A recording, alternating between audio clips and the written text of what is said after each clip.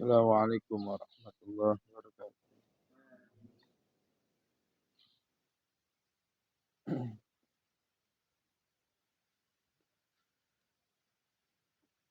Wadzukiran. Bismillahirrahmanirrahim. Syafaati Rasulillah. Al-Fatihah.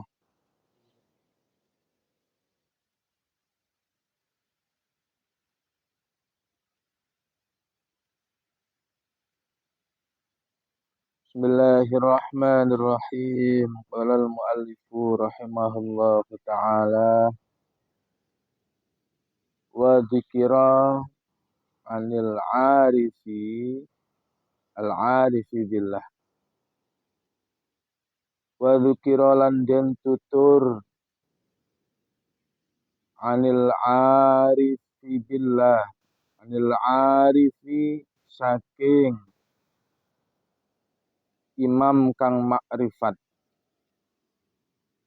Saking imam kang makrifat billahi kelawan Gusti Allah.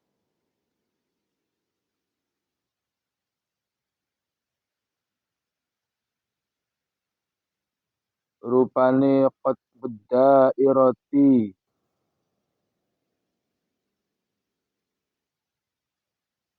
imam kutube daerah atau wali kutube daerah Syekh Abdul Wahhab Asy-Sya'rani. Syekh Abdul Wahhab Asy-Sya'rani radhiyallahu anhu.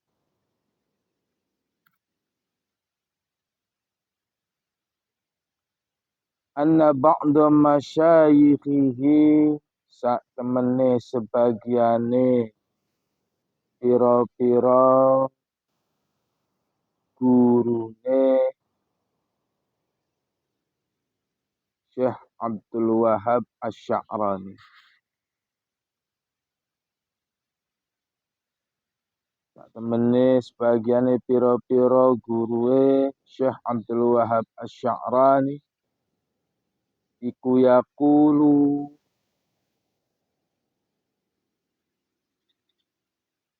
jauh sapa ba'da masyayikh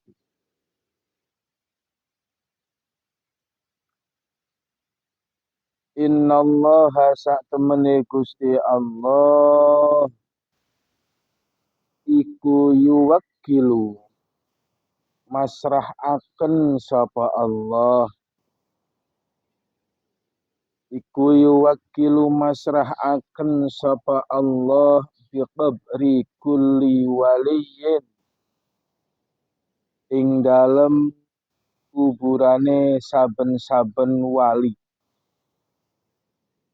ing dalem kuburane saben-saben wali malakan ing malaikat malakan ing malaikat yaqdi kang padha nekani sapa malak kang padha nekani sapa malak hawa ijaman ing pira-pira hajate wong pira-pira hajate wong atau kebutuhane wong tawassala kang padha tawassul sapa man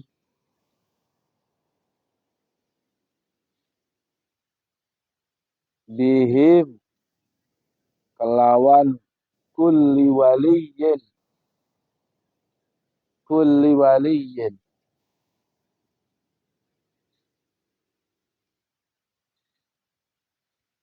kama waqo kaya olehe tumiba atau tumiba wis teka apa zalika mengkono al-madzkur keterangan atau apa zalika mengkono keterangan bisa paling enak mengkono al-madzkur tinggal pilih yang penting enggak ngantuk lil imam syafi'i maring imam syafi'i wasayyidati nafisata lan sayyidah nafisah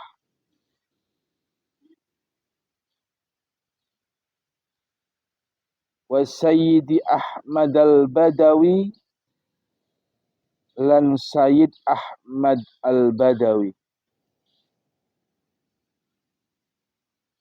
radhiyallahu anhu radhiya muga-muga ngridoni sapa Allahu Gusti Allah anhum saking Syafi'i Sayyidat Nafisa wa Sayyid Ahmad Al-Badawi ajma'ina ya sekabehane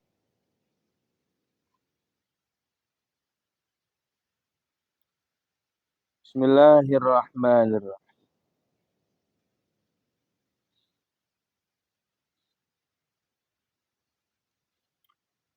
wa dzukira 'anil 'arif billah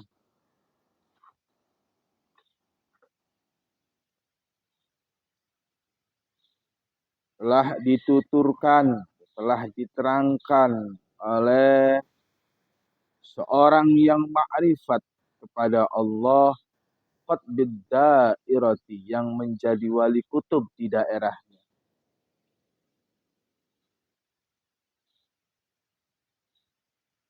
yaitu Syekh Abdul Wahab Asy-Sya'rani radhiyallahu anhu sifat orang yang sudah dekat dengan Allah walinya Allah kutbul wali kutbid dairah menjadi wali kutub yang ada di daerah seorang wali, ma'rifatullah, seorang tasawuf, namanya Syekh Abdul Wahab Asy-Sya'rani. Beliau menerangkan seperti ini, anna ba'da masyayikhihi yaqulu, sesungguhnya sebagian dari para guruku berkata, innallaha ta'ala yuwakkilu biqabri waliyyin malakan yaqdi jami' hawaij. Sesungguhnya Allah Subhanahu wa ta'ala telah mewakilkan di dalam kuburan setiap wali seorang malaikat, yaqdi hawaij man tawassala bihi. Seorang malaikat di dalam kuburannya itu ada malaikat yang ikut mendoakan hajat seseorang yang bertawassul di makam wali itu. Wali-wali. Ini kata Syekh Wahab Abdul Wahab Sya'rani, bahwasanya setiap kuburan para wali di dalamnya ada sosok malaikat. Setiap wali manapun, wali-wali kelas nggak ada. Setiap makam para wali, di situ ada malaikat yang ikut mendoakan siapapun yang datang berziarah dan bertawassul di makam wali itu. Didoakan oleh malaikat. Jadi kalau kamu ziarah, berdoa, doamu diaminkan diaminkan malaikat. Jadi ya cepat, mustajab, manjur, diaminin malaikat, ikut mendoakan lagi. Jadi jangan macam-macam. Kalau berada di kuburan-kuburan para wali nggak usah macam-macam. Jangan ngobrol sendiri. Yang lain tahlilan, sibuk ngobrolin oleh-oleh. Ada yang begitu. Ada kan? Pakai etika. Masuk kuburan para wali, salam dulu. Assalamualaikum ya waliullah. Antas sabiqun wa inna insyaallahu lahikun. Salam kesejahteraan untukmu wahai wali. Engkau telah terdahulu, kami akan menyusulnya. Kemudian tawasul. Top.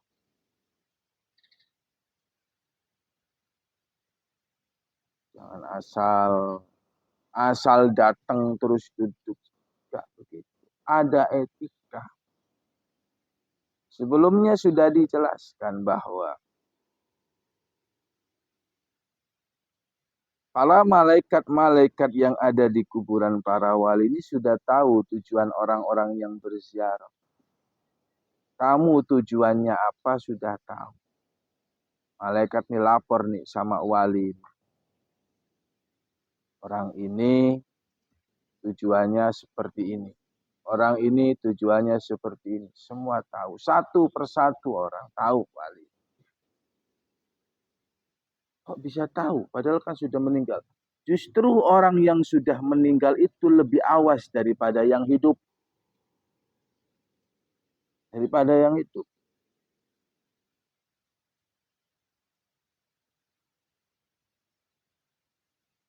Orang kalau di alam barzah, sudah berada di alam barzah, melihat alam dunia itu seperti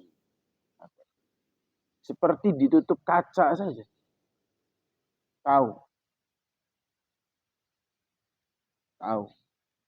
Apalagi ketika kuburan ini adalah kuburan para wali-walinya Allah.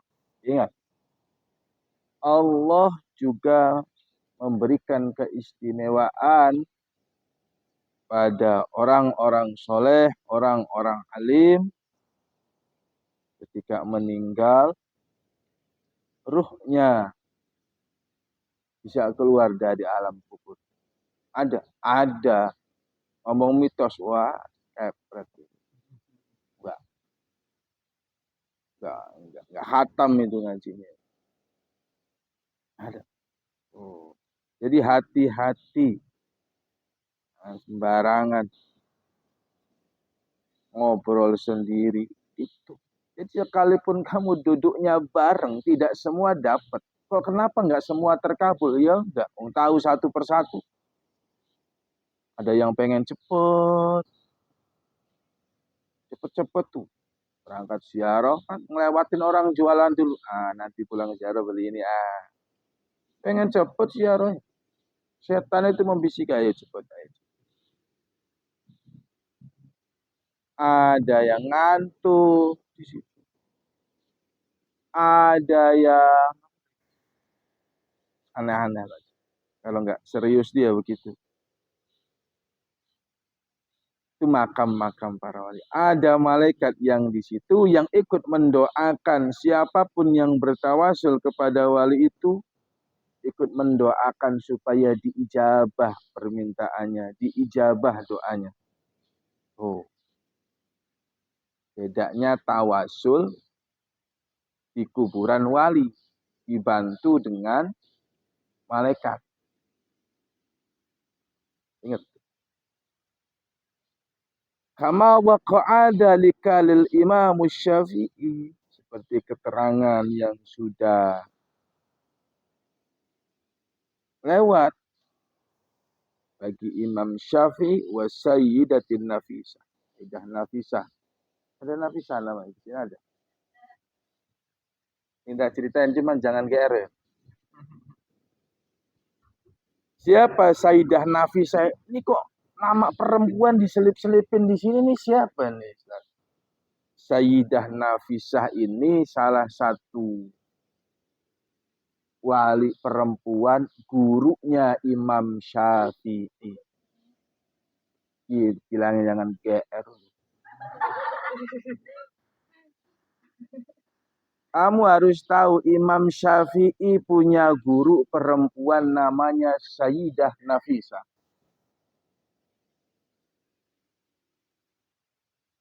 Sayyidah Nafisah binti Hasan bin Zaid bin Hasan bin Ali bin Abi Thalib.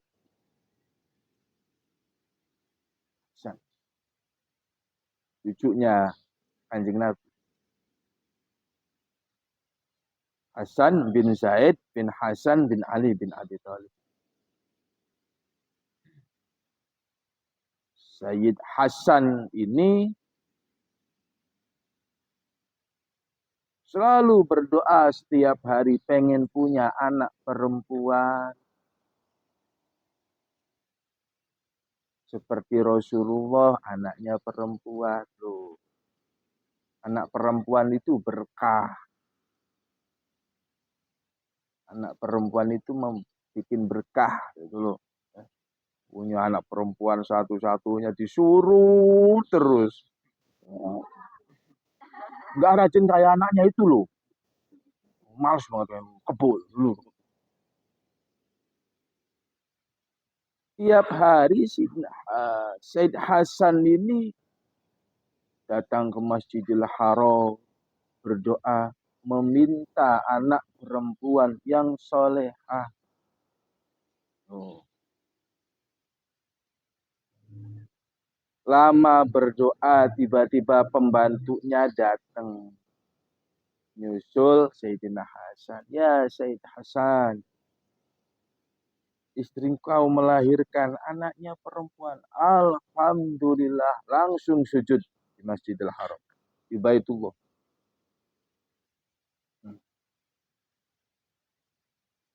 Beliau ini adalah ahli hadis, ahli fikih, dan ahli Quran. Wali Allah. Namanya Sayyidah Nafisah. Ada perempuan jadi wali. gurunya Imam Syafi'i. Imam Syafi'i punya guru perempuan. Boleh makanya di sini perempuan ngajar Sandi Putra. You know what lah. Sejarah Syafi'i. Ahli hadis, ahli Quran, ahli apa lagi? Ahli fikih. Sayyidah Nafisah. Lalu ayahnya Sayyid Hasan membawa anak putrinya ini dinamakan Nafisah, dibawa ke kuburan Rasulullah. Ya Rasulullah, inni radin an anibnati Nafisah. Ya Rasulullah, aku ridho dengan kelahiran putriku ini, anak perempuanku ini, namanya Nafisah. Oh, keren ya. Emang sudah dari dulu pengen punya anak perempuan. Pulang, Hasan bermimpi berjumpa dengan Rasulullah. Dijawab, ya saya juga ridho dengan anakmu Nafisah.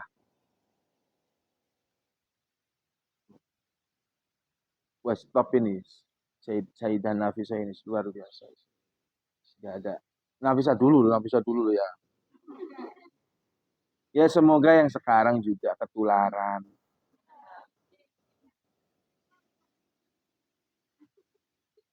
Ya, tidak ceritain. Ceritain Imam Syafi'i berguru dengan Sayyidah Nafisah seperti apa? Kok guru? Iya, ini akrab banget Imam Syafi'i dengan guru ini. Jangan heran. Ada murid akrab dengan gurunya. Jangan. Biasa aja. Kamu nggak ngerti sejarah. Nah, Sayyidah Nafisah ini kelahiran Mekah, pindah ke Madinah ikut bapaknya. Gitu. Madinah ikut bapak. Ini salah satu kehebatan beliau ini. Sayyidah Nafisah ini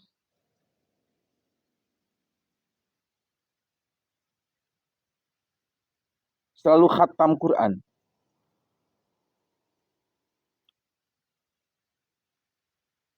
Beliau ini pernah menghatamkan Quran 1900 khatam Quran. Yang Quran itu ya, jangan sombong deh. Itu Sayyidah Nafisah. Pindah ke negara Mesir, jadi jaraknya, jadi Sayyidah Nafisah dulu. Kemudian dari Madinah ini beliau pindah hijrah ke Mesir. Imam Syafi'i belum ada. Jadi Mesir. Rumahnya rame. Banyak orang yang minta doa. Bahkan Ahmad bin Hambal. Hambali itu selalu meminta doa kepada Sayyidah Nafisah.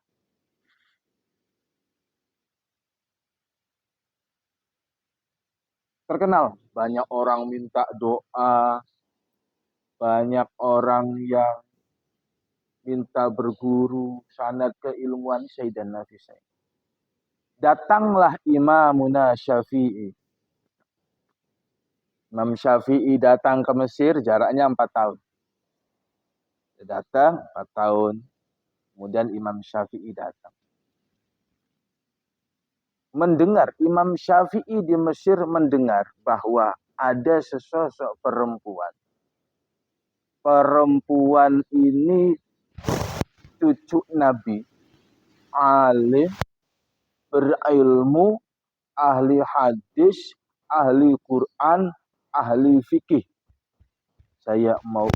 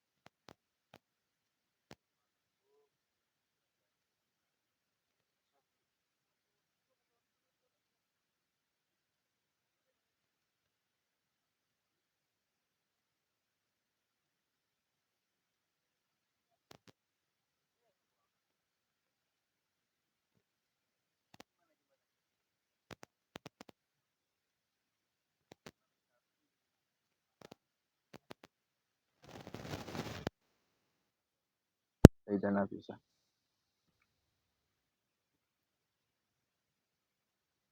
Sungguh beruntung Imam Syafi'i. Katakan kepadanya, tidak lama lagi dia akan berjumpa.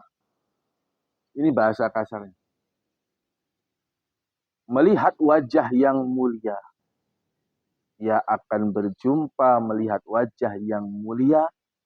Dia akan berjumpa dengan kekasihnya. Jadi gitulah bahasanya lah.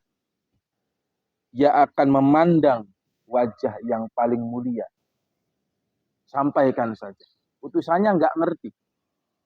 Sampaikan ke Imam Syafi'i. Imam Syafi'i kerasa. Pinter. Loh, Sayyidah Nafisah kok ngomong gitu. Berarti umur saya nggak panjang.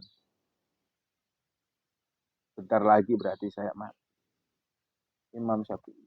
Orang yang berilmu mau mati kerasa. Orang bodoh yang ngantuk terus klek mati. Nggak tahu. Coba ngantuk terus nggak napas lagi. Iya, samping-sampingmu tuh dilihat masih napas nggak? Pengen jadi orang pintar ya? Pengen jadi orang pintar? Minum tolak angin. Kan orang pintar minum tolak angin.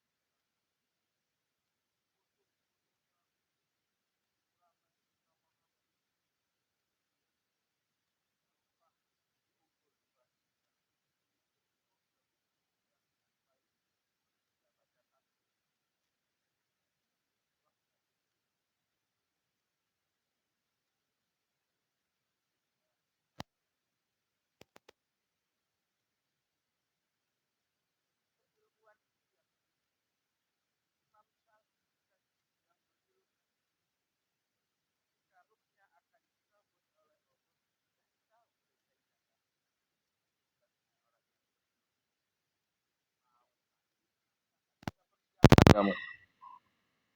Seumpamakan kamu, kamu mau mati, kasih tahu. Kan bisa persiapan, mau wudhu dulu, bisa kan? Bisa lah menuju husnul khotimah karena sudah ada persiapan. Nih, istimewanya orang yang berilmu. Bisa pamitan dulu, ya kan? Di grup teman-teman, besok datang ya takziah di rumahku. Siapa yang meninggal? Aku. Masa mau mati, kain kafannya disetrika sendiri. Ke masjid datang ngumumin sendiri, para hadirin innalillahi. Nanti datang ya.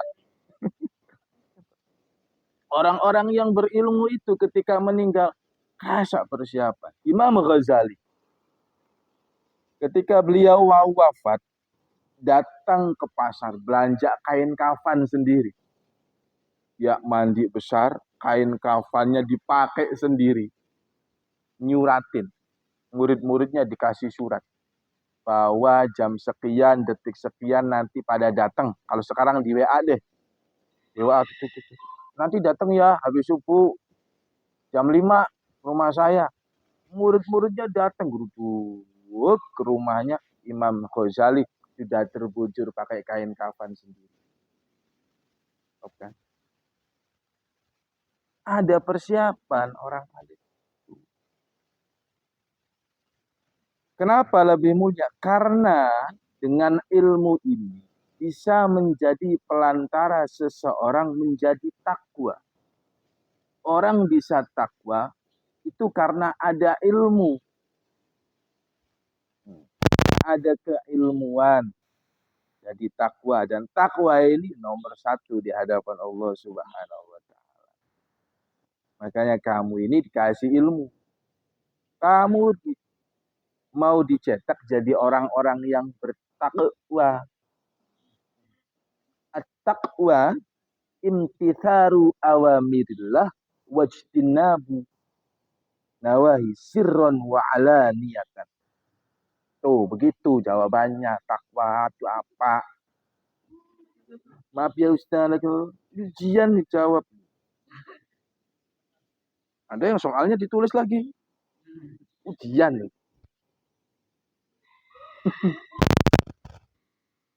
Ya sudah nggak apa-apa daripada enggak. Wah, enggak jadi orang. Coba kita itu paling enak loh paling. Jadi orang Islam. Ya Allah.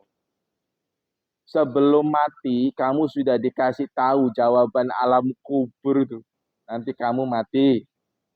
Ditanya siapa Tuhanmu, marobuka, mana biuka. Kamu sudah tahu kan? Padahal kamu belum mati.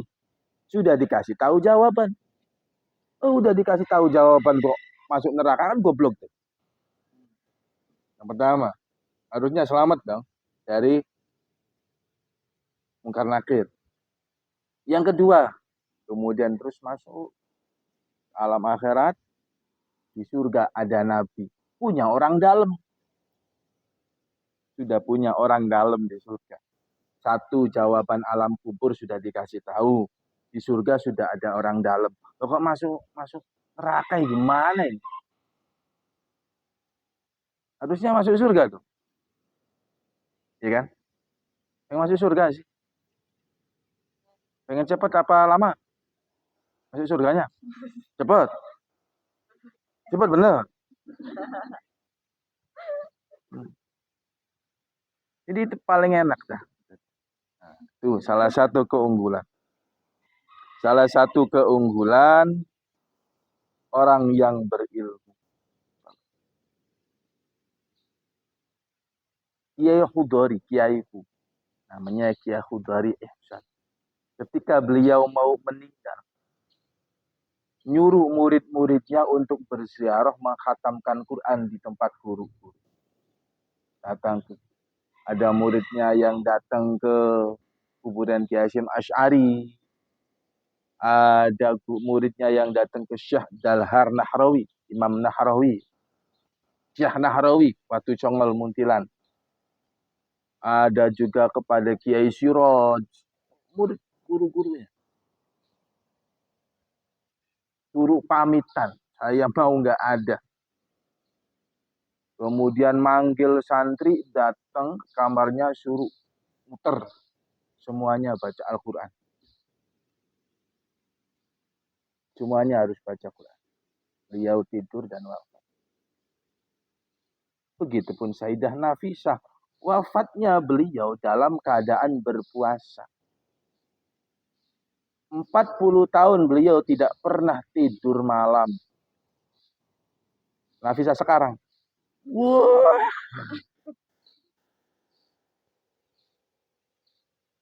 Tidur. Ini cucunya Nabi. Punya ponakan, berarti ponakannya Sayyidah Nafisah itu Sayyidah Zainab.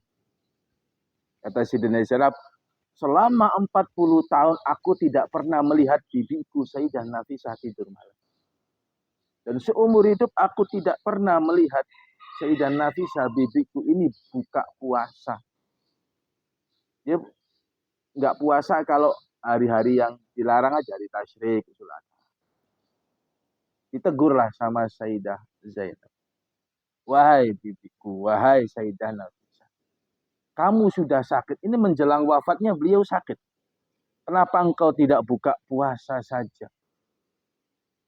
Kata Sayyidah Nafisah, saya itu nggak mungkin saya berbuka puasa. Oh, saya ini berbuka puasa itu sengaja. Biar ketemu sama Allah. Saya doa matiin udah lama. Doa pengen berjumpa dengan Allah. Sudah lama. Puasa. Ya minimal lah Nafisah sekarang Senin Kemis. Atau Senin doang. Atau Kemisnya doang ngemis. Boleh. Ngemis boleh. Jadi orang yang berilmu. Banyaklah puasa-puasa.